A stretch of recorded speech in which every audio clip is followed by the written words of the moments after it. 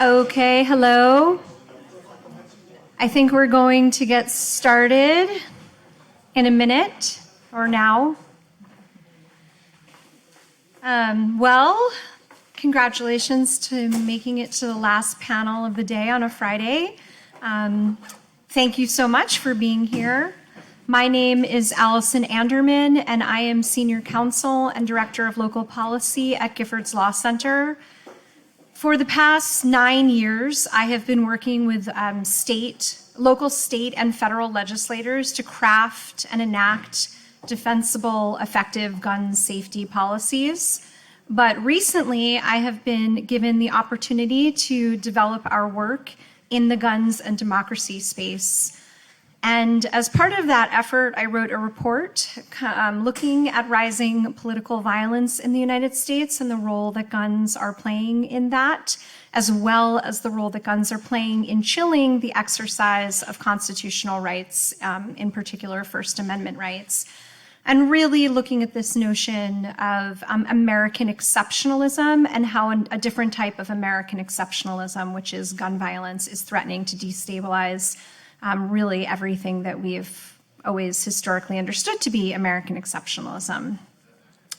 And in this report, I proposed a list of policies that could ameliorate the effects that guns pose in threatening democracy. And today we'll hear a little bit about whether or not those policies are defensible under Bruin.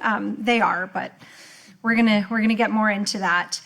And then this very esteemed panel has also been working on issues related to guns and democracy in different ways. And so we're going to hear from them on their most recent work.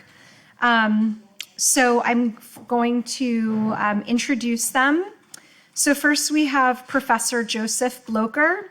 He is the Lanity L. Smith 67 Professor of Law at Duke Law School, where he also co-directs the Center for Firearms Law. He has published widely on the Second Amendment, including in the law reviews of Yale, Harvard, Stanford, NYU, Virginia, Duke, and Chicago, and in popular outlets like the New York Times, Washington Post, and Slate. Professor Riva Siegel is the Nicholas D.B. Kattensbach, Professor of Law at Yale Law School. Professor Siegel writes widely on constitutional law, analyzing how courts interact with representative government and popular movements in interpreting the Constitution. She is a member of the American Philosophical Society, a member of the American Academy of Arts and Sciences, and an honorary fellow of the American Society for Legal History. Professors Blocher and Siegel have been writing together for several years now at the intersection of guns and democracy, most recently co-authoring When Guns Threaten the Public Sphere, a new account of public safety regulation under Heller in the Northwestern Law Review, and Race and Guns, Courts and Democracy in the Harvard Law Review. Kelly Sampson, to my left, is Senior Counsel and Director of Racial Justice at Brady, a national gun violence prevention organization. Kelly works to reform the gun industry through litigation and research that exposes and redresses the industry's irresponsible marketing and sales practices. Kelly approaches her work with an intersectional lens that addresses the connection between racial justice and gun violence. To that end, she has written a variety of pieces on the intersection of gun violence, white supremacy, racism, and extremism, including Origin of an Insurrection, how Second Amendment extremism led to January 6th Capitol attack, and The Right Not to Be Shot, Public Safety, Private Guns, and the Constellation of Constitutional Liberties, published in the Georgetown Journal of Law and Policy. Originally from Detroit, Sampson is especially interested in addressing gun violence's disproportionate impact on the Black community. Finally, all the way on my left, Matt Fogelson did not want to embarrass the rest of the panelists with an extremely long bio, so I will just let you know that he is a staff attorney with the Advancement Project, focusing on voter protection issues. He is a former trial attorney with the U.S. Department of Justice. Okay, So, Professors Blocher and Siegel, let's first hear about your forthcoming article holding that even under Bruin's utterly mangled, and we can say that now because Professor Cornell said it, historical framework, states can still, within that framework, prohibit guns in spaces sensitive to the exercise of democracy. And I'll leave it to you to determine who speaks first.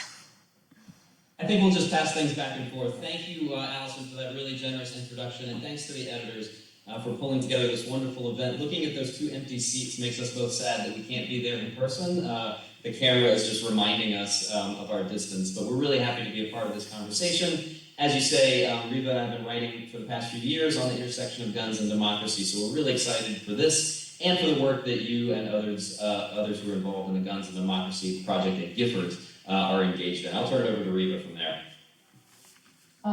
Well, in this and many other things, I'll let Joseph speak for me in expressing my great appreciation and also my grief even that I'm not in LA at this very moment, and at UCLA in particular, a place I love to be. So let me just start us off by framing a bit about our prior work together. In this earlier work, in particular the Northwestern piece, which you mentioned, we showed how Heller draws on common law traditions that affirm that government has authority to protect citizens to live free of terror and intimidation. That's not normally the way that we think of the notes in Heller, but in this Northwestern piece, we trace these sources in the Heller opinion. That history foregrounds a different side of the current gun debate, and it shows that gun laws have a role to play not only in saving individual lives, but also in this common law dimension in preserving a public sphere. Public health arguments for gun control don't really fully capture all of the harms that weapons can inflict.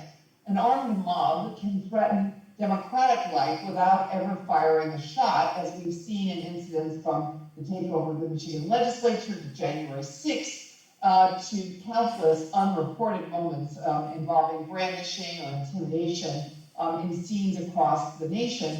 As organizers of Stop the Steal hoped, what the nation saw January 6th was its witnesses, was its leaders really intimidated in the Capitol, unable to count the Electoral College vote. And it shows us that threats, assaults, and the failure even handedly to police these really helps transform the public sphere, placing the rights of some and the voices of some above others. That tells us something about the ways that guns play roles in structures of power. The escalating threat of violence has thrown and grown in shaped political mistrust and polarization and is continuing to exacerbate it. Weapons in this cycle no longer threaten only individual lives, and gun regulation becomes a defense of the body politic. And if we don't recognize the social dimensions of public safety, the ancient role that weapons law play in securing peace and public order, the use of guns comes to define America's constitutional democracy rather than the other way around. So in the current paper which you mentioned, Allison, we take this protection of democracy principle that Reva just described and apply it specifically to the question of the constitutionality of sensitive place restrictions after Bruin. And the reason for focusing here is that by striking down the good cause requirement in Bruin, the Supreme Court effectively increased the relevance and potential importance of locational restrictions, that is, prohibitions on taking guns into particular kinds of places. So in a world where the class of concealed carriers has now expanded beyond those who had to go through a permitting process that would require them to show good cause or proper cause. There are more people carrying more guns in public as a whole, and jurisdictions might want to respond by carving out particular places as effectively gun-free. And of course, we've already seen that in the aftermath of Bruin. Most prominently, of course, almost immediately after Bruin, New York amended its laws to remove the good cause requirements, to apply some new requirements for application submissions, and to designate a list of places as gun-free. And as I'm sure all of you know, just a few weeks ago, a federal district judge struck down many of those locational restrictions, including the prohibitions in Times Square, on public transit, at summer camps, as lacking sufficient historical antecedents under the Bruin test. And as some of you may have seen as well, just in the last 48 hours, another district judge imposed a TRO on the church prohibition under the New York law. So it seems to us, and then of course New Jersey has followed suit adopting a similar law. California came very close. We think there'll be more and more litigation in this space. This is likely to be, we think, a central battlefield for the Second Amendment going forward. And that means, under Bruin, that it's going to be really important to identify and explore in this analogical test the principles of relevant similarity that are going to connect historical antecedents to these modern gun laws. So there's lots to be said about Bruin's analogical test, but the court does seem to surface two what it calls central considerations. So just quoting very briefly from the opinion here, while we do not provide an exhaustive survey of the features that render regulations relevantly similar under the Second Amendment, we do think that Heller and McDonald point toward at least two metrics: how and why the regulations burden a law-abiding citizen right to armed self-defense. Now, just how comparable the modern and historical gun laws have to be is a little bit unclear, except that remote resemblance is not enough, but the laws don't have to be twins, as the court said. So even if a modern-day regulation is not a dead ringer for historical predecessors, it may be analogous enough to pass historical muster. So what we take from that is that instead of focusing narrowly on a historical list of sensitive place locations, like physical addresses of these places, Bruin points to things like legislative assemblies, polling places, courthouses, and so on. We should focus, and we do in our paper, on these two principles, the why and the how of gun regulation. Because if we can understand those, then we may be able to guide ourselves in extrapolating from the historical examples to find things that connect to modern circumstances. So I'll just briefly say something quickly about the why and the how. So the first of Bruin's analogical metrics, again, focuses on why historical and modern gun laws burden the right to self-defense. What is the justification, is the phrase that the court uses. Now, obviously, the prevention of physical harm is one reason, and the majority seems to accept that, but it's also important to note, and this is where the work that Allison, that you're doing with the Guns and Democracy Project is so crucial, it's also important to know that sensitive place restrictions historically were used not only to preserve life, but also to protect the public peace and democratic self-governance, which after all is the function of the specific places that Bruin enumerates, things like legislative assemblies, polling places, and courthouses. And sensitive places restrictions have this special role in preserving self-governance because the protection of physical public places, that is, the spaces that comprise a community, are simply a prerequisite to democracy. And that principle is historically supported in ways we can talk about in the Q&A. So that's with regard to the why. With regard to the how, it's a little bit conceptually difficult to unpack sensitive place restrictions because, of course, within a sensitive place, the burden, if you like, on armed self-defense is total. That is, you're not allowed to have your gun in there at all. But the court says in Heller, McDonald, and Bruin that the sensitive place restrictions are nonetheless constitutional, so the fact that the burden is absolute can't be dispositive, and after all, the burden is only temporary. It just applies while you're in that particular place. The principle that we think emerges from reading the historical cases on locational restrictions is that courts and legislatures were effectively balancing the burdens on armed self-defense with public safety interests. And that's significant because although Bruin says courts can't do balancing, the court enjoins, the Supreme Court that is, enjoins future courts to look to historical interest balancing. That is how prior generations struck that balance. And what we see when we look at these cases is that courts often characterize gun owners' interest in carrying guns in sensitive places as minimal and perhaps even illegitimate. That is, it just doesn't weigh in the balance. That any legally relevant burden, in other words, is either minor or negligible. And I'll just give one, I think, striking quote from the Georgia State Supreme Court, which was, in this case, upholding that state's prohibition on guns in, quote, any election ground or precinct. And in doing that, it effectively minimized the legitimacy of a gun owner's interest in carrying a gun into one of those places. Here's how the court put it. The practice of carrying arms at courts, elections, and places of worship, etc., is a thing so improper in itself, so shocking to all sense of propriety, so wholly useless and full of evil, that it would be strange if the framers of the Constitution had used words broad enough to give it a constitutional guarantee. The court went on to say that in concerts and prayer meetings and elections, the bearing of arms of any sort is an eyesore to good citizens, offensive to peaceable people, and a marked breach of good manners. So broadly speaking, what we see is that the historical record provides a robust support for government's authority to restrict weapons in order to protect particular sites of democratic functioning, even when doing so has the effect of burdening people's ability to engage in armed self-defense in those places. So the last piece of this. So does Bruin restrict the government from enacting locational restrictions only when they're replicas of historical antecedents? Some courts seem to be reading the decision that way, though Bruin itself says otherwise. And we're going to close by showing that the how and why principles we've identified can help demonstrate the constitutionality of laws that don't perfectly mirror historical antecedents. The vast majority of contexts in which legislators want to apply sensitive place restrictions don't have historical twins, in Justice Thomas's words. The subways, the summer camps, domestic violence shelters, and the like. So to evaluate their constitutionality, legislators are going to need help in abstracting constitutional principles from the historical record. And we'll close with an example. So roughly 2 weeks after Crim was decided, residents of Highland Park, Illinois gathered for a 4th of July parade.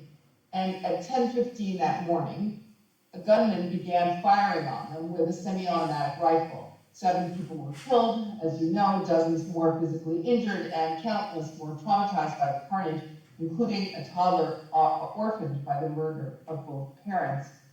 So Highland Park prohibits guns at any public gathering licensed by the government. Supposing a gun owner wishing to carry a gun at a next 4th of July parade argues that this gun law violates his right to armed self-defense under Bruin. Does now, with this new test in place, does the Bruin's analogical method give essentially a good leg up to this defense? How does the case get resolved? Does the Second Amendment require that Highland Park authorize guns at the next 4th of July parade? Is it even an imaginable result? So at this point, there are actually some historical predecessors that are mere twins to the city's laws, including the law in the Georgia case we've discussed. And yet there are already some decisions suggesting that in order to have a tradition within the meaning of the Bruin case, there are going to need to be a significant number of predecessors' antecedent statutes to make out this tradition. So here's where we are pausing our presentation here with the following thought for you.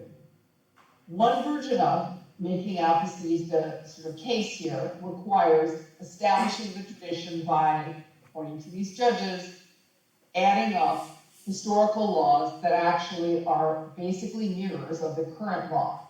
That is to show that either parade permits or public events had in the past taken this form, that we have mirrors in the past or close to it. But a different approach to the question would take the following form. So we have been talking about this how and why analysis. And we want to now draw on it to suggest that it might be possible to expand the number of historical antecedents that are relevant to determining a tradition under Bruin. We're certainly not going to wave our hands away at antecedent laws that are like the ones that Highland Park has now. But what if we wanted to expand the number of historical antecedents by pointing to the regulation of weapons in polling places, legislatures, courts, and schools, where we know it was commonplace to impose those restrictions? We could ask the why question. Why did government restrict weapons here?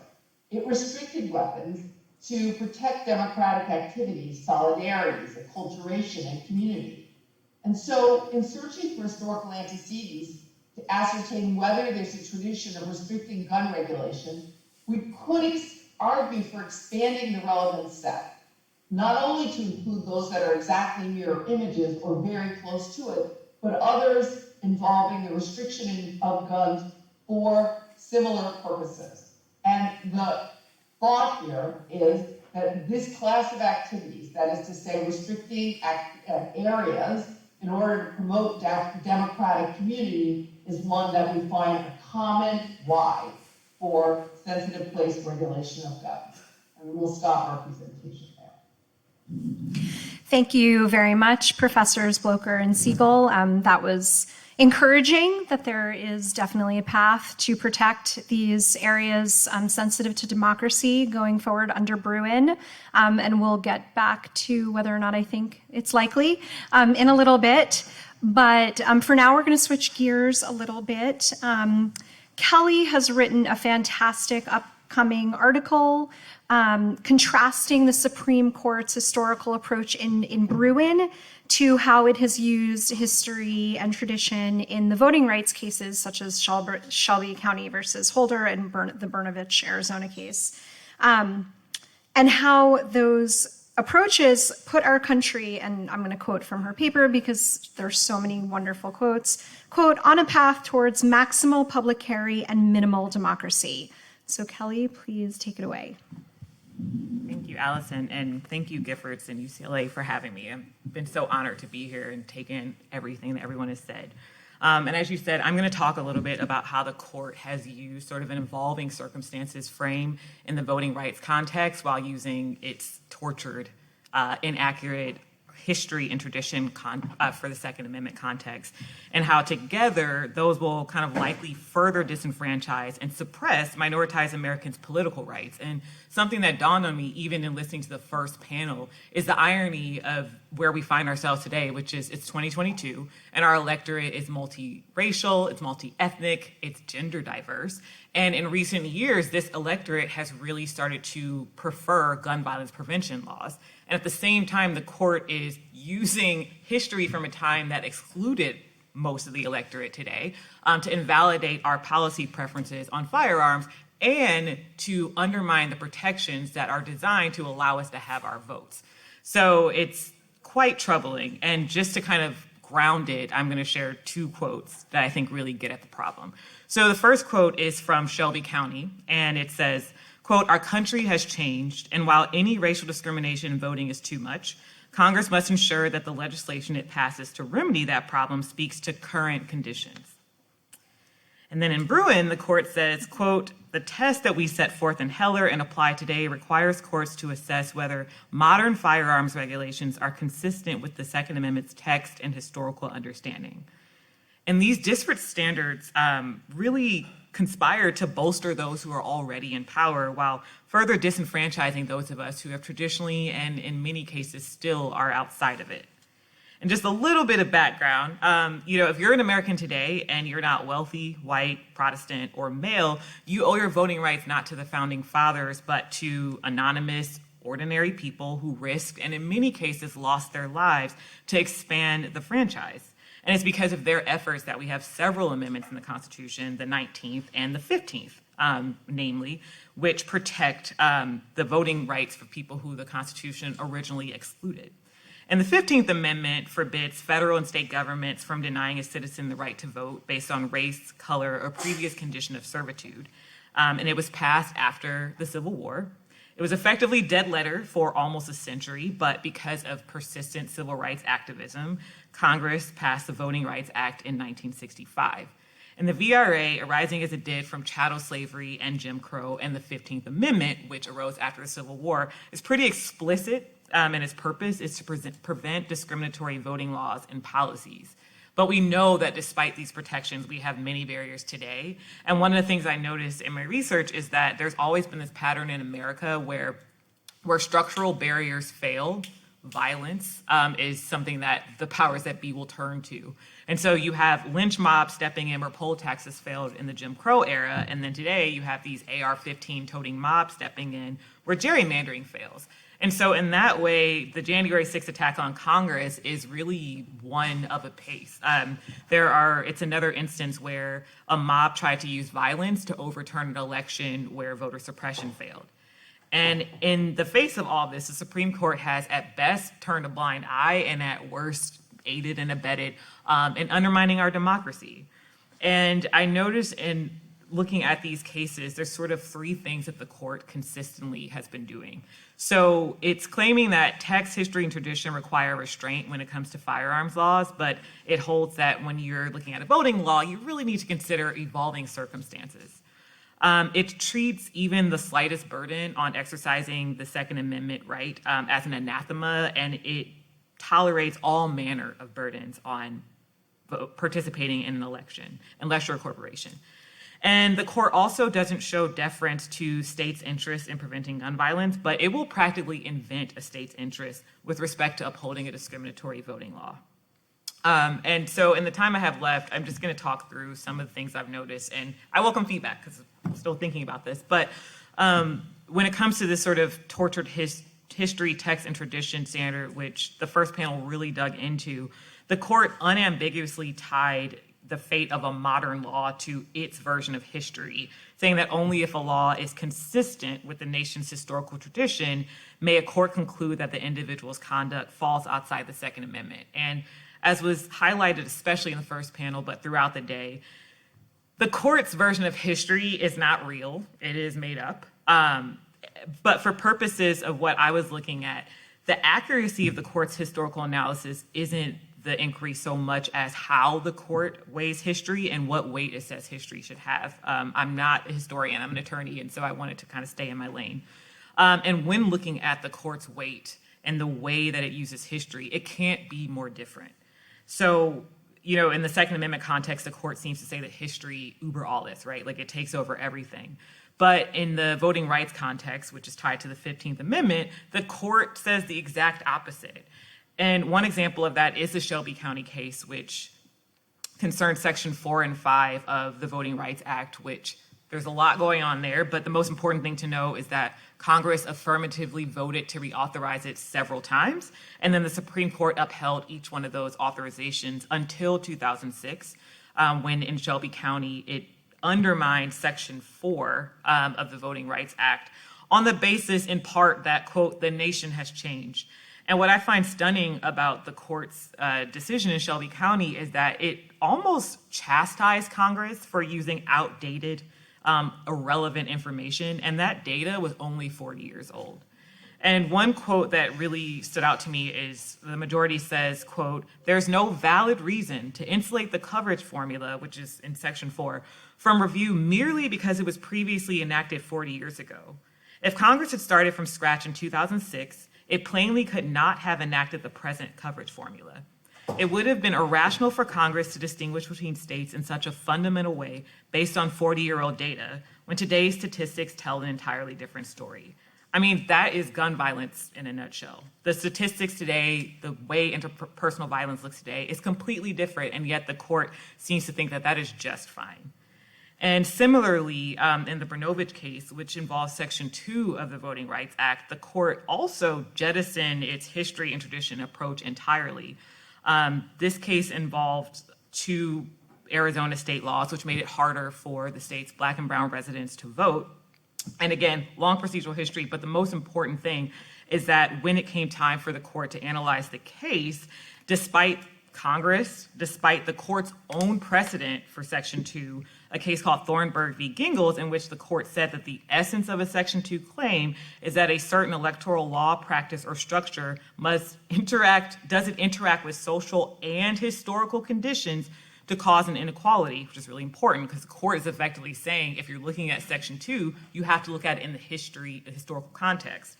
And yet, in the Brnovich case, when the court undermined the Arizona voting laws, one of the things that it said was that the history was irrelevant, and it even makes fun of the dissent, saying the dissent provides historical background that all Americans should remember, but that background does not tell us how to decide these cases, which is directly contrary to its own precedent.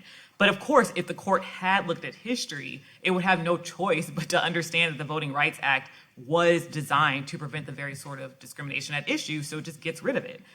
And the opposite is true in Bruin, where the court seems to suggest that history is the appropriate frame. And of course, it's much easier to do in a Second Amendment context than a voting rights context because there is relatively less evidence around the Second Amendment's drafting than the Voting Rights Act and the 15th Amendment. So they just don't want to pay attention to it.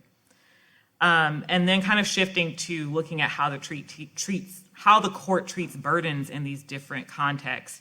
The court seems to be very, very eager to remove any burdens associated with firearms.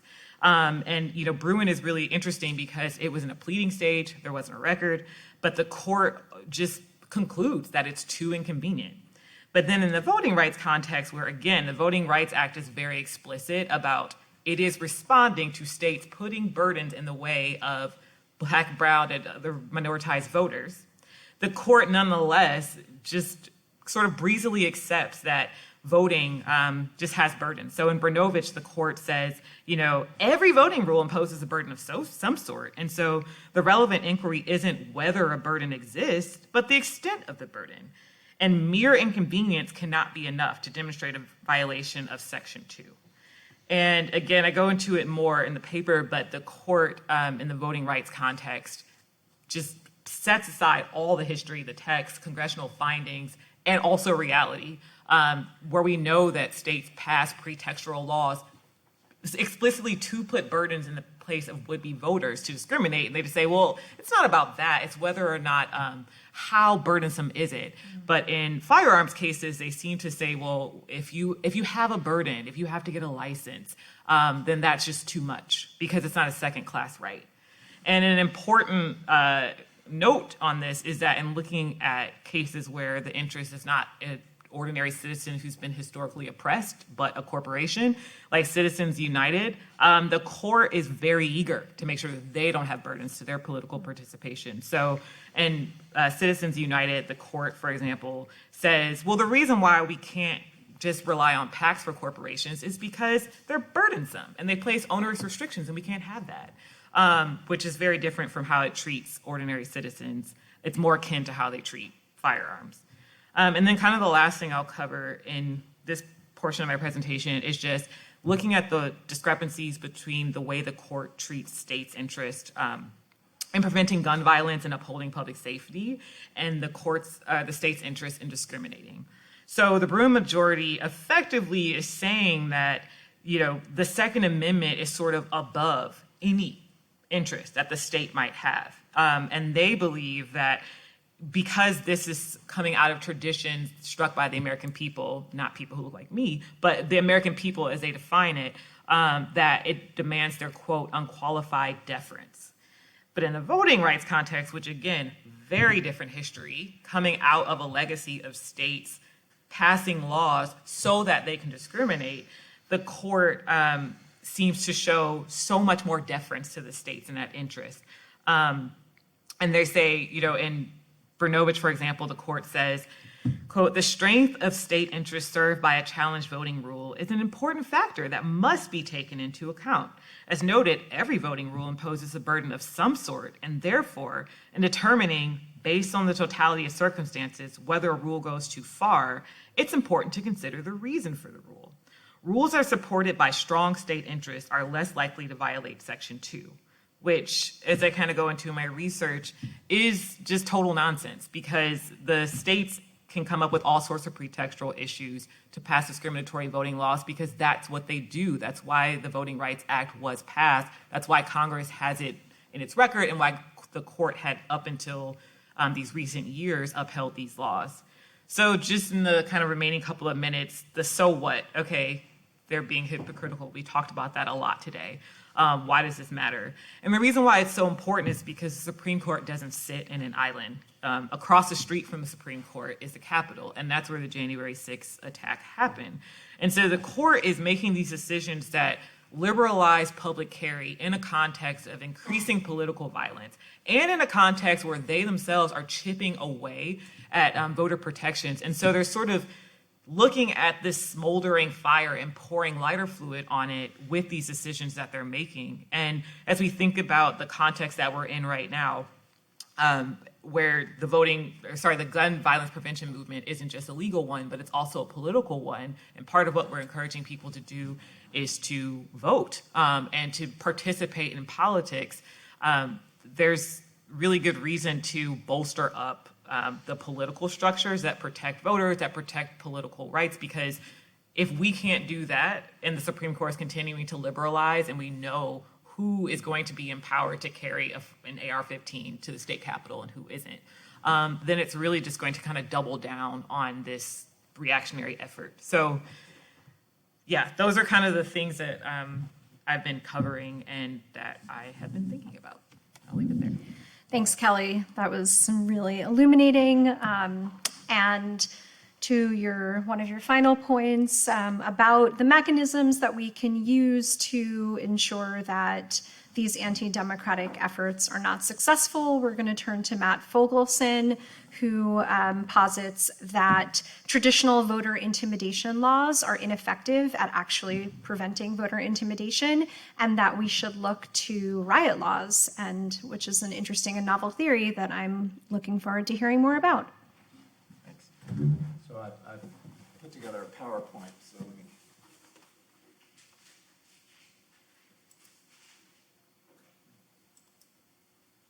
So I'm not a law professor, but my partner is, and she's always making PowerPoints, so I assumed I needed to make one, so fool me once. My paper titled Quiet Riot, a Framework for Prosecuting the Open Carry of Firearms at Elections, sort of asks the question if the criminal law has anything to say about scenes like this outside of polling places, vote tabulation centers, and even the private residences of election officials.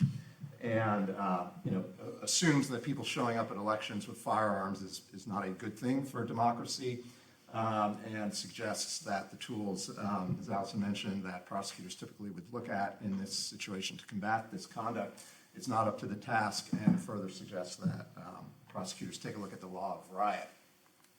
So briefly here, on the tools prosecutors have, as folks I think are aware, very few states explicitly prohibit the open carry of firearms, just 4 states and D.C.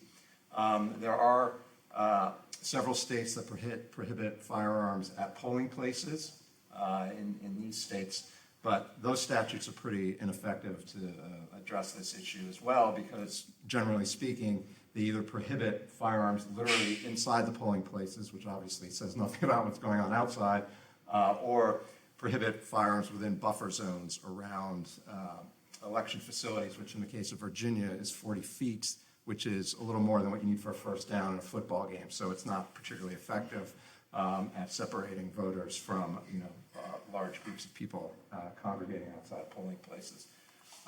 Most states do have statutes that prohibit voter intimidation, but they're very difficult to enforce because of the heightened mens rea, the mental state required. For example, this is language from Florida. Prosecutors would need to show that the intimidation is for the purpose of interfering with the right of someone else to vote. And of course, individuals standing outside these facilities with firearms are going to argue that they're not there to prevent anyone from voting. In fact, they're there to protect the sanctity of the vote, to prevent voter fraud. That's sort of the lexicon these days. So it creates a bit of a hurdle for prosecutors. Similarly, most states have statutes that prohibit interference with government officials or election officials in particular. But again, these statutes are difficult to enforce because they have typically language like this, which you see in New Mexico, where you have to show that the interference was for the purpose of impeding or preventing the impartial administration of the election code.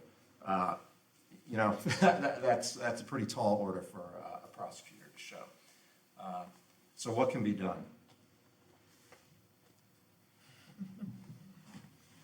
Uh-oh. Okay, this may be for the best. That was going to be an audio blast of Quiet Riot's mental health, just to see if people were awake. But there was a lot of discussion in my family whether I should include that slide. So maybe it's for the best that didn't work.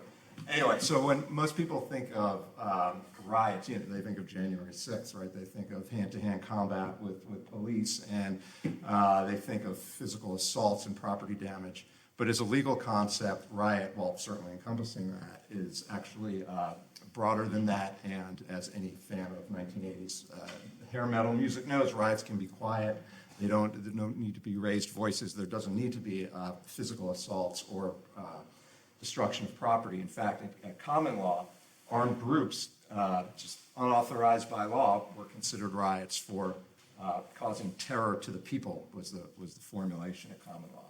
And so 47 states have either codified the law of riot or adopted the common law offense. Only Nebraska, Wyoming, and Wisconsin have not. And in many states, including swing states where this type of conduct at elections seems to be metastasizing, I think the statutes in those particular states actually could be brought to bear to address this conduct. So generally speaking, a common law riot needed to show a group of 3 or more people engaged in some act, importantly, either lawful or unlawful, done in a violent and tumultuous manner to the terror of the people, or for the Latin buffs, in terrorem populi. And in terms of that last element, what that means, for a lot of jurists and commentators back in the day in England, the mere act of being armed with no physical assault associated with it was sufficient to cause a terror to the people. That was certainly Blackstone's position, perhaps the most renowned commentator of the common law, as summarized here by the Ninth Circuit last year. For Blackstone, going armed with dangerous or unusual weapons was all that was required to terrify the people of the land, and thus neither proof of intent to terrify nor proof that actual terror resulted from the carrying of arms was required to establish that element. So seeing how this is operationalized from one of the old cases in England, the 1707 case, Queen versus Solely, the court said, if a number of men assemble with arms in terrorem populi, though no act is done, it is a riot.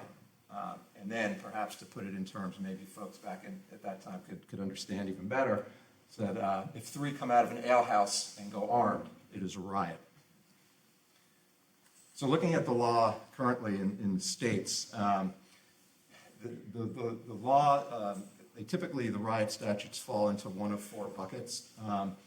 And the first bucket defines riot in terms of conduct by a number of people, depending on the state, between 2 and 7 people, engaging in violent or tumultuous conduct and thereby recklessly causing or creating a serious risk of causing public terror, alarm, inconvenience, or annoyance. So what's important here is the mental element, the mens rea here of recklessness. Don't need to show that someone intended to cause public terror, just needed to be reckless, so consciously disregarded a risk of causing public terror. And now the common law requirement of public terror has sort of been watered down in these statutes too, just a requirement in some states of showing public alarm, inconvenience, or even annoyance. So these are the states where that have adopted this formulation of the law of riot, importantly including Michigan, Ohio, and Pennsylvania. And so I don't have time here to kind of go through the legal analysis of how the elements, what the arguments are. That's in the paper, which is posted at SSRN and will be published in the symposium issue here. But just real briefly, to address one point, I think folks might reasonably ask, well, is someone standing silently outside of a polling place, albeit with an AR-15, are they engaging in violent or tumultuous conduct? And I think the answer there is yes, because in the law, violence is not just the use of force, but the threatened use of force or violence, and that's certainly the understanding of the Michigan Supreme Court and other states. There's a quote here from the Michigan Supreme Court making the point that violence is also intimidation by the exhibition of the use of force or the threat of employment. And in fact, a crime of violence is defined in the U.S. Code and in a lot of states, not just as use of force, but the threatened use of physical force. And so here I think context, it's important, while an individual walking down the street from point A to point B with a handgun in a holster, maybe that's hard to say that's an act of violence or a threat of violence, but if you have 5 people standing around with AR-15s outside a polling place, I think a reasonable person could interpret that as sort of a threat to use violence. And similarly, in terms of tumultuous conduct, is it tumultuous conduct? Tumultuous is basically tending to cause a tumult, which the dictionary defines as a disorderly agitation or milling about of a crowd or violent agitation of mind or feelings. And so I think the argument here is that certainly voters who are waiting to vote, if confronting groups of armed individuals like that, might be feeling a sense of agitation of mind or feelings. The second bucket of riot statutes defines it in terms of a group doing an unlawful act of violence or a lawful act in a violent, boisterous, or tumultuous manner. Nevada, Georgia, and Ohio fall into this bucket. This is the Ohio riot misdemeanor statute. Ohio's felony riot statute falls into bucket 1. So the argument here is that while just standing outside an election facility may be a lawful act, doing it with an AR-15 slung over your shoulder is doing that lawful act in a violent, boisterous, or tumultuous manner. The third bucket defines riot in terms of using force or violence or threat thereof without authority of law. And then in some states, the conduct has to disturb the public peace. And so some might say, well, in my state, open carry is lawful, so my conduct is not without authority of law. But the issue isn't whether open carry is lawful, it's whether the use or threat of use of force is lawful. And so the argument is that in this context of elections, it would not be. And I just shade Arizona a little differently there because in that state, which obviously is a very important state, their statute does not have the without authority of law language. You just need to show that the group of folks are using force or violence or threat thereof, and that they disturb the public peace. And to disturb the public peace includes, in Arizona, conduct which engenders fear in people. So it's just important to note. And then the fourth bucket, which I don't think is actually particularly relevant to the context we're talking about here, defines riot in terms of causing or creating a substantial risk of causing property damage or physical injury. I think it'd be a harder case to make in this context, but I highlight Texas and North Carolina because there's a little bit of nuance to those states. Texas's statute additionally defines riot in subheading 3 there as conduct which by force, threat of force, or physical action disturbs any person in the enjoyment of a legal right. And I think the argument could be made that a voter who has to negotiate around a phalanx of armed individuals in order to vote is being disturbed in the enjoyment of the right to vote. And in North Carolina, the common law offense of going armed with unusual and dangerous weapons to the terror of the people, that was an offense of common law, is actually a judicially recognized crime in North Carolina, and it does get prosecuted, and I think is directly applicable to the context of open carry at elections. And then you've got the common law states where I think, they'll vary a little bit in the precise formulation of riot, but generally speaking, follow common law principles, which I think would support prosecution in this context. So in conclusion, these are the states where I think prosecutors actually might have some tools to address the open carry at elections, whether it be states like Florida that prohibit open carry outright, or states that have riot statutes that fall into buckets 1, 2, or 3, or follow the common law, or the special cases of Texas and North Carolina. So I will try to get the professors back on the screen here. Thank you very much, Matt. And while you do that, I have one initial follow-up question for you, which is, so I am a public policy practitioner. I'm not an academic, so I spend my days reading bill drafts rather than academic articles. And one thing that I have noticed starting in 2020 and then continuing on into 2021 and 2022 is that many states have introduced bills to make it easier to prosecute people who engage in Black Lives Matter and other social justice protests, making it a crime to commit property damage, block intersections, and expanding the ability to use force in those situations.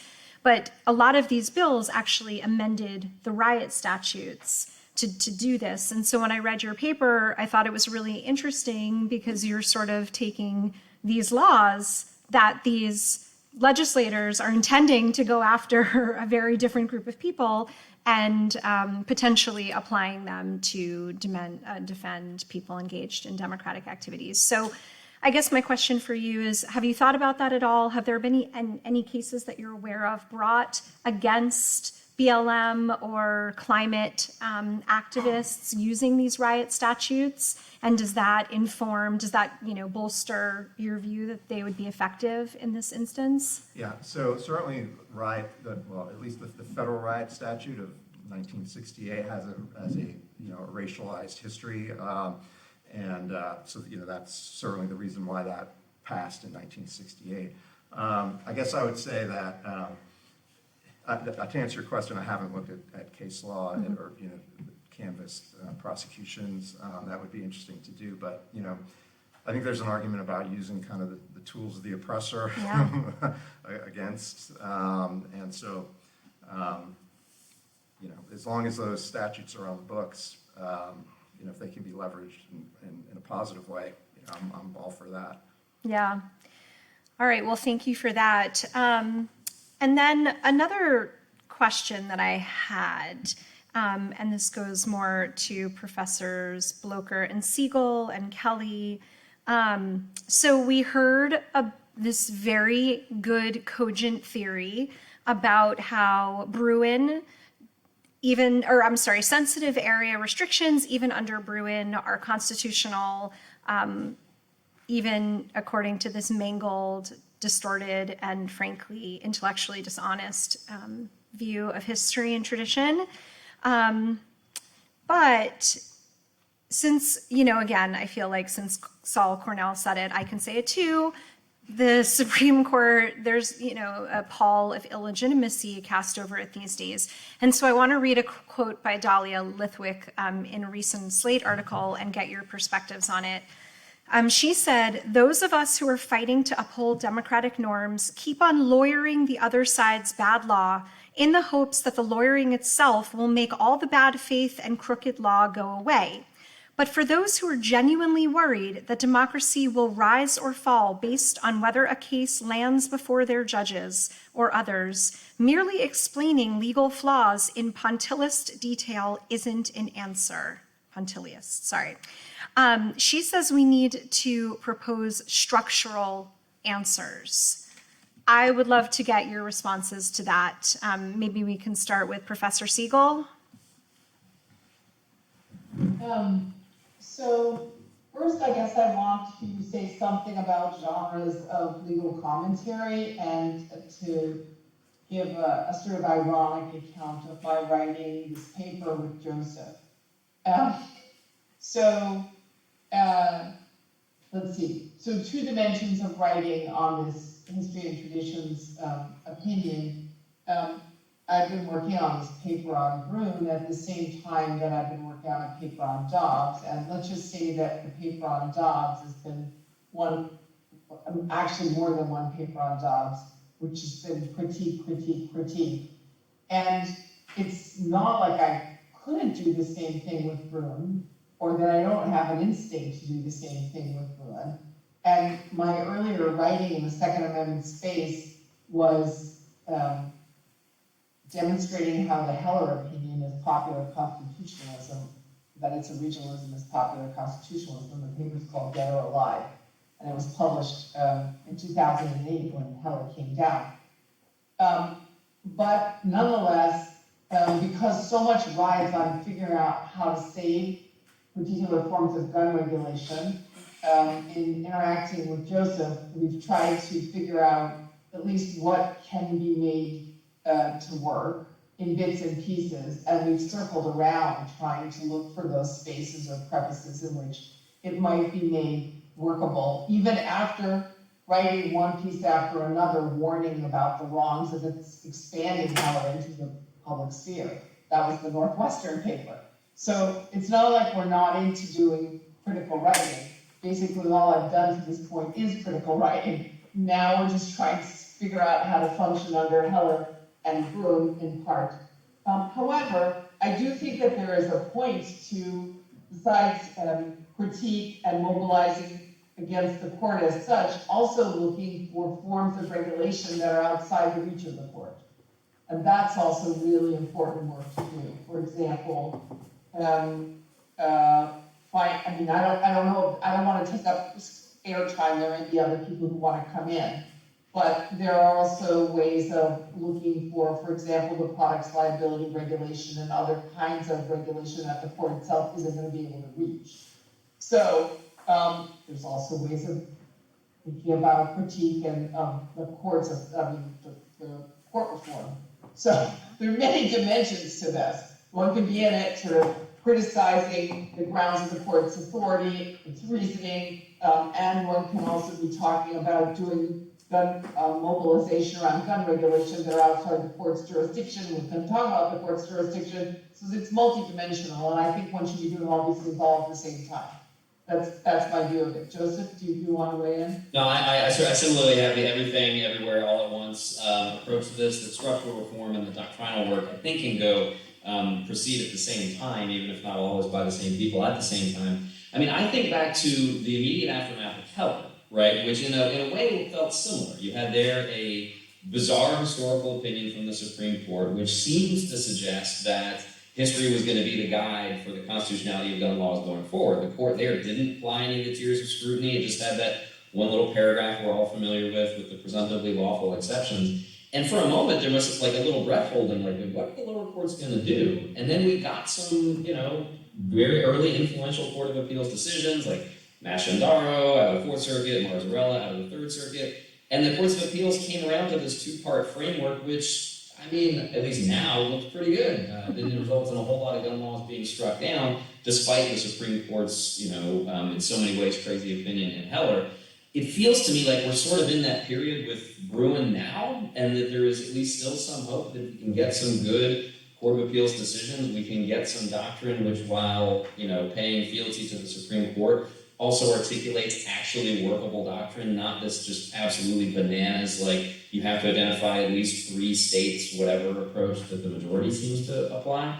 Now, I don't think that's not going to reach every judge. A judge like the judge in the Northern District of New York who draws the line between schools and summer camps and says, oh yeah, prohibiting guns in schools is historically supported, but not summer camps.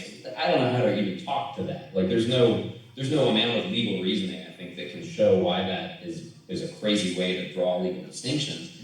Less even do I think that we can reach all the justices. But the fact is, there's a lot of cases that are just never going to get to the court, and if you can get some good law at the lower courts, I think that the world's going to look a lot better. On the Supreme Court, I just want to underline and emphasize some of the things that Kelly so powerfully said about how the court seems to have developed this sort of like constitutional law that's good for the Second Amendment only. Like the Second Amendment has its own equal protection clause now. It has its own sort of sensitivity to racial equality, which in equal protection cases, the court doesn't demonstrate. Like in Bruin, the court seems to be receptive to an argument that a facially neutral law was being applied in a racially discriminatory way without any evidence, as Kelly pointed out, which is something that in equal protection cases for decades it is rejected over and over and over and over. But when it comes to guns, all of a sudden they're very sensitive. The court in Bruin is very sensitive to the discretionary power of the law enforcement officer. In every other criminal context, whether it's stop and frisk or prosecutorial discretion, the court bends over backwards to protect discretion. So when it comes to guns, it may just be that there's not a reasonable majority to be reached on the Supreme Court, but there's a lot of judges and a lot of cases out there that I think there's still some hope for. I just want to make sure that one thing comes through in our statements, and I want to be heard to be saying one thing very clearly. I do think it's crucial that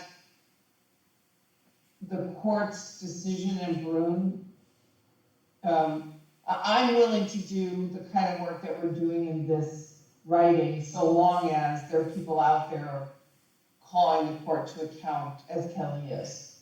Which is to say that, the way that the pro-life movement went after Roe, there were people arguing for certain readings of Roe while the movement was attacking the decision. And I guess what I'm saying is, I am kind of disagreeing with the way Heller was handled. I think that there was too much that the left settled in with Heller too easily. I think there was a cost to not educating the public about Heller earlier on. And I don't think, given the judiciary now, and given what Bruin is, I think that there needs to be clear communications to the public about what the court has just done. And I don't think that's indispensable. So we can walk and chew gum, you know? And I think it's one thing to figure out how to argue to whatever judge is willing to listen for what could count as the best possible reading of Bruin, but I don't think that doing that means in any way abandoning critique of the opinion, which is absolutely required, and the public needs to be educated about what the court is doing and about the amount of discretion that's being handed over to the judiciary and the laws that are being put in issue and the lack of reasoning in the opinion. And I mean, I don't need to replicate what's been said today on multiple fronts. I'm simply saying that there are different roles that can be handled by different people at different moments. And I certainly have been different at my writing, been doing the critique part, and I'm perfectly happy to continue with it. But someone needs to figure out how to get some different results than the decisions that have been handed down so far. So both kinds of work needs to be done. But it for sure we can't just accommodate to it. It's not even remotely possible. That the voting public needs to be educated. Sorry. No, thank you. That was really helpful and sort of what I was getting at, I think, in that I think we need to be very careful not to fall into acquiescence with this opinion and just do what Dahlia Lithwick says, which is just say, okay, this is the law, like now how do we get around it? And you know, you have brilliant theories because you are brilliant people, but so I think that was very helpful. Kelly, did you want to weigh in on that? Yeah, I mean, I think the only thing I would say is I agree with what has just been said and kind of even notice a difference in the reaction to Bruin than the reaction to Heller, even among organizations, because obviously I'm not an academic, I'm in a gun violence prevention organization, and I think there's much more willingness now for groups like ours as amicus, because we're not counsel of record, so we do have more latitude in what we can say, and I think there's a greater willingness to critique outright the court than there was after Heller, where there was a little bit more acquiescence and a little bit more recognition of maybe we can work within it. But I think we have reacted and responded to the different level of legitimacy now, and that is a way that we can support states and jurisdictions who are counsel of record and who maybe, because they're just trying to represent a client, maybe, you know, don't have that latitude, and justifiably so because of their particular role. So I think there is a distinction between kind of like the movement space, the counsel of record space, and then also public education and getting them to push for it too. Thank you.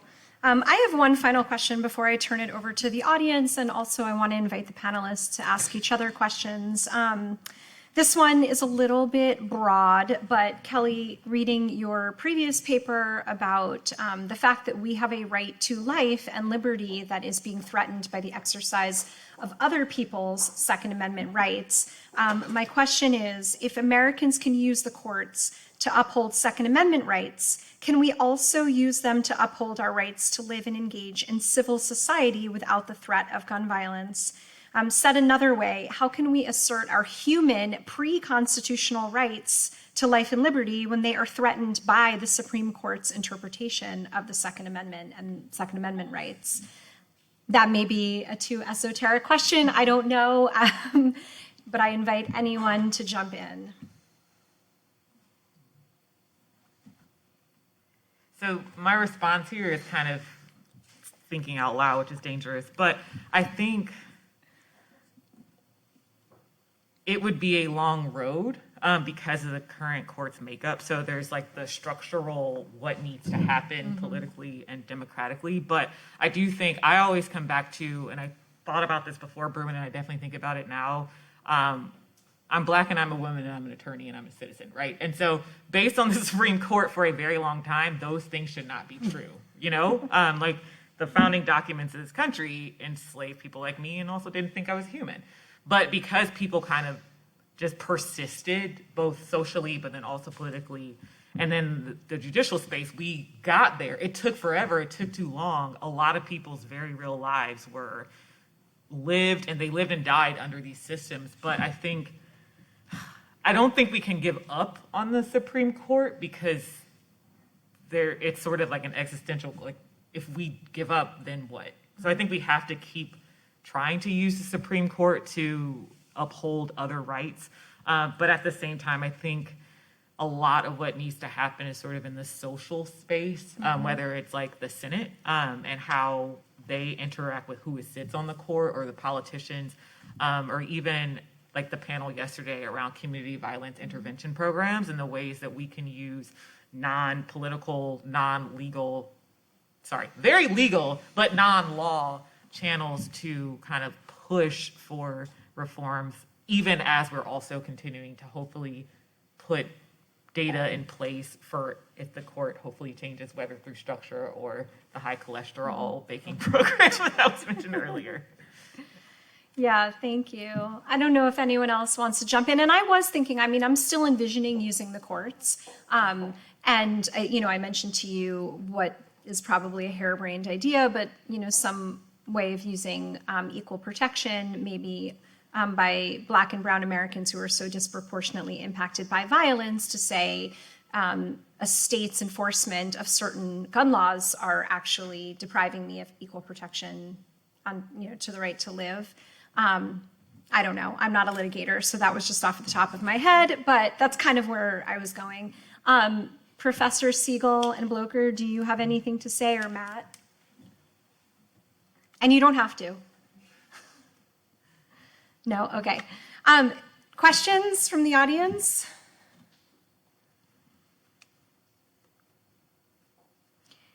It's late, huh? Yeah, everyone's tired.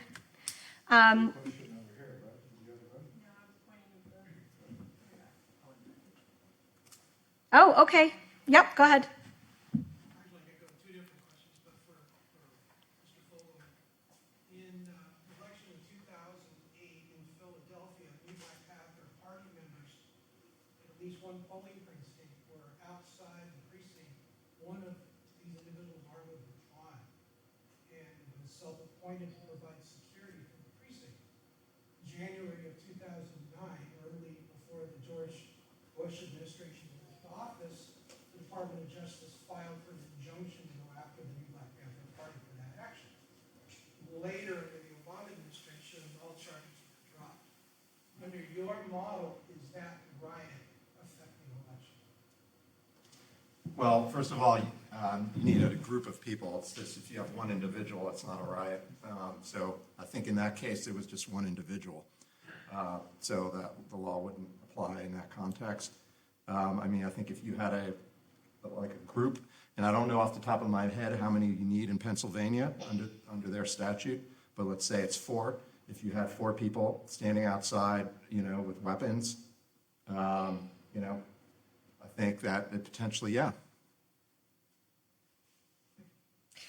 I would say I think that raises a very important point, that our laws are disproportionately enforced against Black and Latinx Americans, and there have been many documented instances of white people carrying AR-15s around the polls who have not been prosecuted because they were just exercising their gun rights. So I just wanted to name that. Adam? Yeah, thanks. I'm just sort of struck by an exchange that Professors Blocher and Siegel had a few minutes ago. And Professor Siegel, you, I think, probably rightly said that post-Heller, the left was sort of too accommodationist, and that there's a lesson to be learned there after Brune that, we oughtn't to sort of just accept this, whatever the value of trying to argue within the paradigm that you all are doing. And Professor Blocher, you talked about sort of that feeling post-Heller of like, oh my gosh, what is this going to be? Is this? But then, some good circuit authority coming. And it just strikes me that, the country's in a different place, whether you talk about our popular politics or the judiciary. It wasn't just the Supreme Court that the last president transformed. And I look at, we're 4 months out, almost exactly from the decision in Brune. We've already, earlier today, we were talking about the number of different, whether it's the New York law where all these sensitive places are struck down, or obliterated serial numbers, minors and people between 18 and 21 being prohibited from carrying in public. All these different laws have been struck down. And I'm just curious, as folks who observed Heller and almost the pace of, and the caution with which the slower pace and the caution with which the lower courts approached interpreting Heller, it's almost like there are these judges chomping at the bit after Bruin to just rush these decisions out. So I'm just curious, does that just underscore, Professor Siegel, your point that we need to realize it's a different situation and treat it differently? Or is there something more going on? I'm just curious as to any thoughts that you may have on sort of the different moment and whether it's, DEFCON 1 or whether we could imagine, things will slow down and shake out a bit.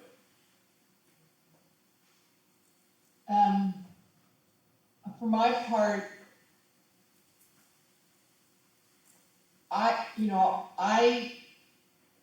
I dissented from Heller when it was decided. I didn't. I mean, the way in which I engaged, I was not saying it was per se wrong in the sense that you could decide that it rested on popular understandings, but I certainly objected to its claims to originalist authority. And what I think I was startled that there wasn't an effort to do this kind of what I'm calling bifurcated or two-front approach. I understand that inside the courts there were certain needs to deal with the decision, but I think there should have been more of a sustained attempt to communicate to the public about its risks, and maybe people felt like it didn't have those risks. I don't know.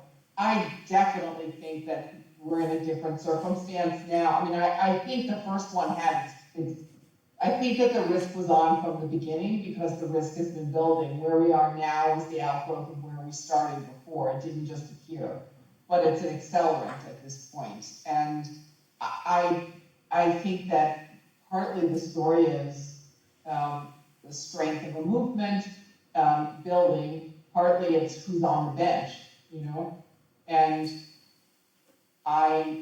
one of the things that's great is that the base of resistance is a lot stronger at this point. So there's more to work with, and that's exciting. But it needs to, I think that at this rate, there's going to need to be a lot more conflict because a lot of legislation is going to get struck down, So I don't want to sit here and preach, but I don't think there's going to be a point of accommodation here. I think that there's going to have to be, I don't know that the court's going to be rushing to take a case now for a while, so I'm certainly not going to sit here and pontificate about what are the right moves. Sometimes I think, no, I'll let Joseph weigh in for a bit, but I think the situation is important and dire enough that it requires a public communications campaign that's independent of the litigation one, I'll be very quick because I know we're at time, but I do want to underscore, I agree with Rita entirely that the sort of forces have changed, the world has changed in ways that I think hopefully will make it easier to mobilize critique of this opinion, but I think also Bruin, probably more so than Heller, just lends itself to that. I mean, I'm sure many people in the room spent a lot of time talking to, just popular audiences about Bruin. It's not hard to explain how crazy it is. I mean, how bananas it is to think about evaluating the constitutionality of a modern prohibition of guns on the subway by reference to what people in 1791 would have done or thought. Like, that's self-evidently a bad way to do constitutional law in a way that I think we didn't have the language quite nailed down in the aftermath of Heller, and I think we should just absolutely be nailing it down right now in the aftermath of Bruin. I think, too, that what you said, Adam, what was sort of wrapped up in your question is right, that the world has changed in ways, too, that have sort of unleashed dangers of Heller that, at least to me, were not self-evident at the time. Like, I did not see the moment that we're in when Heller came down, but that principle of self-defense that Bruin unleashed, once you combine that with an open carry movement and an increasingly polarized political community, a presidency which was itself anti-democratic, you get a world in which, and Reva and I have written on this, people essentially are seeing political disagreement through the lens of self-defense. Like, these people who are carrying guns outside polling places, as Matt and Kelly were just talking about, like, they're seeing others as the enemy in the same way that like a home invader would be. And then when you layer that with what we know about racialized threat perception in the self-defense context, the same thing is going to work in the political self-defense context as well. And that's, to me, what's so corrosive and terrifying about it. So, I mean, the stakes are higher. Hopefully, the coalitions and the movement's in a better position to fight back, because absolutely people need to be pointing out room for the disgrace that it is. And there are no limit principles in the opinion. I mean, it's been courted outside the home with literally no limit principles for the public sphere. You know, this is the wrong time of day to be raising these points. We tried to map some of it in the Northwestern piece, but it's a big deal. Yeah. Any closing thoughts, Matt or Kelly? And you don't have to. No, not for me. No? Okay. Thank you so much to this wonderful panel, especially Professors Blocher and Siegel, where it's after 7 p.m. on a Friday night. So please join me in a round of applause.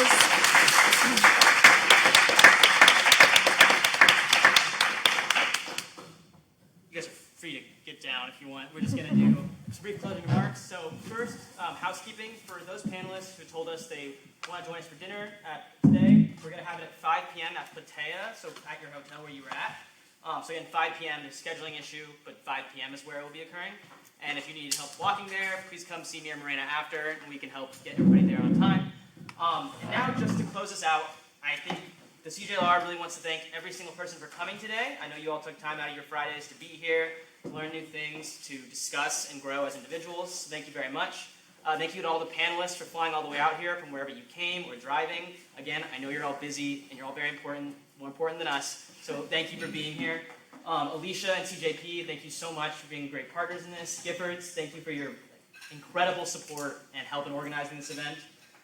To our other sponsors, the Career Services at UCLA Law, the Critical Race Studies program here at UCLA Law, PILB, our Public Interest Law and Policy program, SBA, who's in the back, thank you, Lieutenant Tucker, who also donated. This symposium is really something special, and calling it special is an understatement. The people here, both the audience and the panelists, have shown that there is a community of brave individuals who are unafraid to speak their mind and the truth about gun violence, about the court's faulty and dangerous Second Amendment jurisprudence, and about the necessary changes that must occur in policing in this country in order for there to be true safety for everybody. So thank you all for taking those stances and talking today. It was incredibly refreshing for all of us. So thank you. Lastly, we're just 3Ls, so we're young. We're not yet lawyers, but it seems to us that it's really hard to keep fighting a fight for people who care about issues like climate change, like gun violence, like the right to abortion, when you're in the courts and all you're doing is facing a system that is not meant for us to succeed, for the side that we're on to succeed, when a political minority is controlling the Supreme Court. So the conversations that happened here at UCLA Law over the last few days makes clear to me and makes clear to Morena, my co-EIC, that the fights are still raging, that all of you are still doing great work, and we cannot wait to see where that work goes. So thank you so much for your attendance, for sharing your scholarship, your experiences, and your passion. This ends our symposium, and thank you very much.